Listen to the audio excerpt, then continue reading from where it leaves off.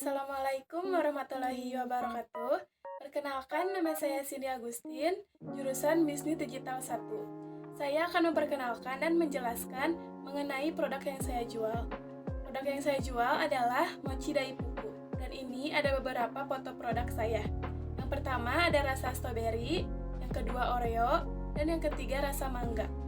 Selanjutnya, saya akan menjelaskan alasan desain dari logo produk saya. Yang pertama, kenapa saya memilih warna pink di logo saya? Karena pink ini menggambarkan rasa manis dan lucu. Seperti produk yang saya jual adalah makanan manis, yaitu mochi daifuku. Lalu, di kiri atas ada lambang seperti persahabatan. Itu artinya produk yang saya jual, harga dan rasanya sangat bersahabat. Selanjutnya ada huruf Y, yaitu Yummy Yums, dan F yaitu food. Dan di bawah ada tulisan Yummy Yums food. Adapun analisis SWOT dari produk saya, yang pertama ada strength atau kekuatan. Strength dari produk saya yaitu 1. Rasa tradisional. Mochi daifuku memiliki rasa yang khas dan tradisional Jepang. Menarik bagi pecinta kuliner eksotis, namun tetap terkesan modern karena ada varian rasa yang lainnya. Yang kedua, fleksibilitas variasi. Memiliki beberapa varian, sehingga konsumen dapat memilih varian yang mereka suka. Jadi tidak hanya satu rasa saja, karena jika hanya satu, kebanyakan konsumen akan merasa bosan. Yang ketiga, kecocokan dengan gaya hidup sehat. Dengan bahan utama seperti beras ketan dan isian seperti buah-buahan, cocok untuk konsumen yang peduli dengan gaya hidup sehat. Selanjutnya ada weakness atau kelemahan. Weakness dari produk saya adalah 1. Umur simpan terbatas. Mochi cenderung memiliki umur simpan yang lebih pendek dibandingkan beberapa makanan lainnya, karena bahannya dari ketan yang mudah basi dan stroberi yang dibaluti dengan coklat tidak bisa bertahan lama segarnya karena tidak adanya udara. Yang kedua, ketergantungan pada bahan baku spesifik. Bergantung pada ketersediaan dan kualitas bahan baku seperti ketan, stroberi, dan mangga yang dapat dipengaruhi oleh faktor musiman dan ekonomi. Yang ketiga, ketidakfleksibelan dalam penyajian. Mochi biasanya disajikan dalam bentuk tertentu, kurang fleksibel dibandingkan dengan produk makanan yang dapat dimodifikasi dengan mudah. Lalu ada opportunity atau peluang. Opportunity dari produk saya yaitu 1. Ekspansi pasar internasional. Potensi untuk memperluas pasar mochi daifuku ke luar kota dengan memanfaatkan minat global terhadap makanan eksotis. Yang kedua, kolaborasi dengan merek lain. Peluang untuk berkolaborasi dengan merek lain seperti kemitraan dengan produsen teh hijau atau merek es krim untuk menciptakan produk gabungan yang unik. Yang ketiga, pengembangan varian produk. Menambah variasi rasa, ukuran, atau kemasan dapat menarik pelanggan baru dan memperluas pangsa pasar. Terakhir ada threats atau ancaman. Threats dari produk saya yaitu yang pertama, persaingan intensif. Persaingan dari produk makanan yang serupa atau alternatif yang lebih populer dapat menjadi ancaman bagi saya yang menjual mochi daifuku. Yang kedua, perubahan selera konsumen. Perubahan tren atau selera konsumen dapat mempengaruhi popularitas mochi daifuku, sehingga perlu adaptasi cepat terhadap perkembangan tersebut dan harus menciptakan variasi baru. Yang ketiga, kenaikan harga bahan-bahan. Kenaikan harga bahan-bahan dapat menjadi ancaman bagi saya karena harga yang sudah ditetapkan. Walaupun harga bahan-bahan naik, harga produk tidak bisa dirubah karena akan mengalami penurunan penjualan. Yang selanjutnya ada marketing mix. Yang pertama, produk. Mochi ini merupakan makanan khas dari Jepang. Alasan kenapa saya memilih produk mochi daifuku karena makanan ini pernah booming di media sosial dan banyak yang tertarik dengan produk ini. Namun saya tidak hanya membuat produk dengan rasa satu saja, karena makanan yang booming pasti lama-lama konsumen juga akan bosan. Maka dari itu, saya membuat varian rasa yang lainnya seperti mangga dan Oreo untuk mempertahankan pelanggan dan mendapatkan pelanggan baru. Yang kedua ada price. Untuk harga, saya menganalisis dulu dimulai dari harga pesaing, harga modal, dan segmentasi pasar.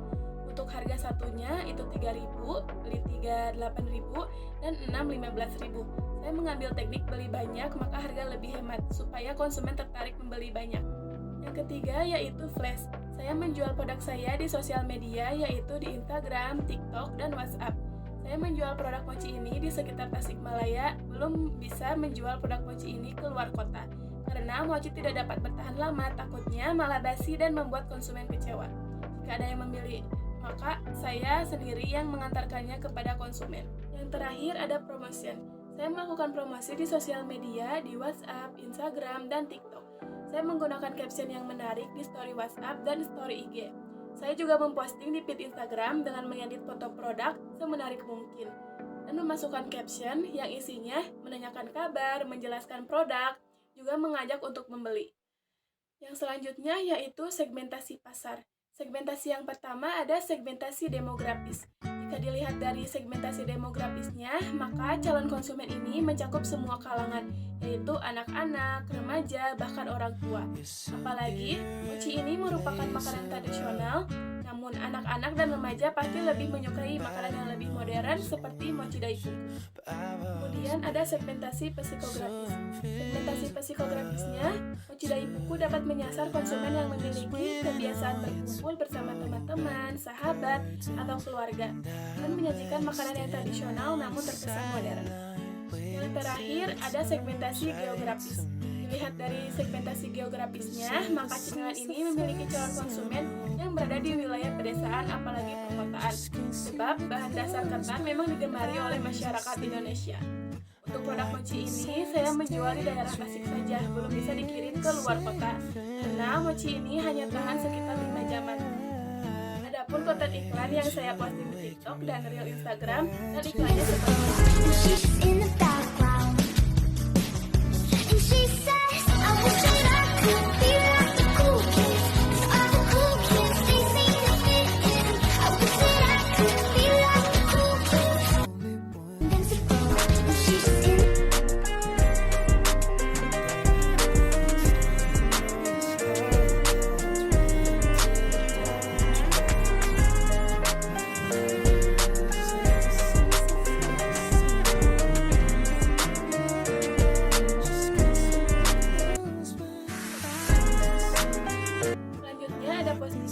Saya memposting di story WhatsApp, story IG, dan feed Instagram dengan menggunakan caption yang menarik dan tidak lupa menggunakan copywriting. Saya juga melakukan penawaran produk melalui WhatsApp dan DM IG dengan sapaan, panggilan, dan juga menggunakan copywriting untuk mendapatkan pelanggan baru maupun membuat pelanggan melakukan pembelian ulang. Selanjutnya ada beberapa testimoni dari pelanggan. Alhamdulillah mereka menyukai produk yang saya jual.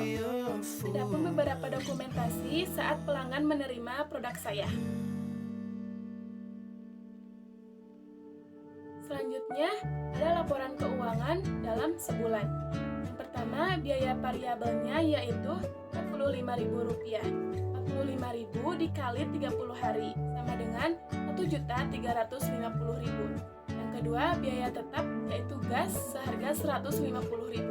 Maka Rp1.350.000 ditambah Rp150.000 sama dengan Rp1.500.000. Biaya operasional atau bensin seharga Rp25.000 per bulan. Dan biaya per bulan untuk Rp1.525.000.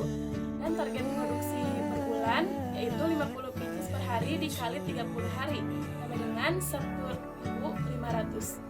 HPP-nya Rp1.525.000 dibagi 1.500 sama dengan 1.016. Jadi harga jualnya yaitu seharga Rp3.000. Selanjutnya ada omset penjualan. Yang pertama per hari Rp3.000 dikali 50 sama dengan Rp150.000. Maka omset per hari adalah Rp150.000. Yang kedua ada per minggu. Rp150.000 dikali 5 hari sama dengan Rp750.000.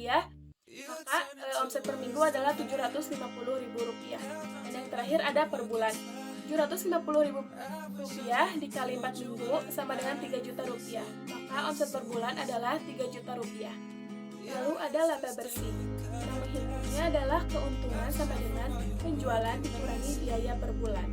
Maka Rp3.000.000 dikurangi Rp1.525.000. Maka laba bersihnya adalah Rp1.475.000. Selanjutnya ada kendala dari sisi produksi dan marketing. Pertama dari sisi produksi, yaitu dari ketahanan produk. Jika mochi ini diproduksi hari ini, maka diantaranya juga harus hari ini, tidak bisa besok. Karena ketan mudah basi dan juga stroberi yang dibaluti tidak bisa tahan lama segarnya. Kedua dari sisi marketing, yaitu yang pertama kurang efisien dalam waktu produksi. Yang kedua kurangnya relasi. Jadi produk mochi ini dikenalnya terbatas. Saya butuhkan agar produk Yum ini lebih banyak peminat. Yang pertama, membuat branding yang lebih menarik dan berbeda dari pesaing. Yang kedua, memperluas relasi agar produk ini lebih banyak dikenal oleh orang lain. Yang ketiga, membagi waktu dengan sebaik mungkin agar dapat menyelesaikan pesanan dengan baik. Dan yang terakhir, ada cita-cita dan rencana. Pertama, menambah varian rasa yang lebih banyak diminati oleh konsumen. Kedua, membuat desain kemasan yang lebih menarik untuk mencerminkan keunikan dan kualitas motif dari buku Yum. Yang ketiga, yaitu mencampur isian dengan ketan agar ketan menjadi ada variannya seperti strawberry dicampur dengan ketannya. Terima kasih yang sebesar-besarnya kepada PT Klorin atas kesediaan menjadi penguji Serkom. Kontribusi dan bimbingan kalian sangat berarti bagi kemajuan kami. Ucapan terima kasih yang tak terhingga saya sampaikan juga kepada SMK Negeri 1 Tasikmalaya. Dukungan dan fasilitas yang diberikan telah memberikan fondasi yang kuat bagi kemajuan peserta Serkom. Semoga sinergi ini terus berkembang untuk mencetak generasi penerus yang unggul. Sekian presentasi yang dapat saya sampaikan. Mohon maaf bila ada kesalahan. Wassalamualaikum warahmatullahi wabarakatuh.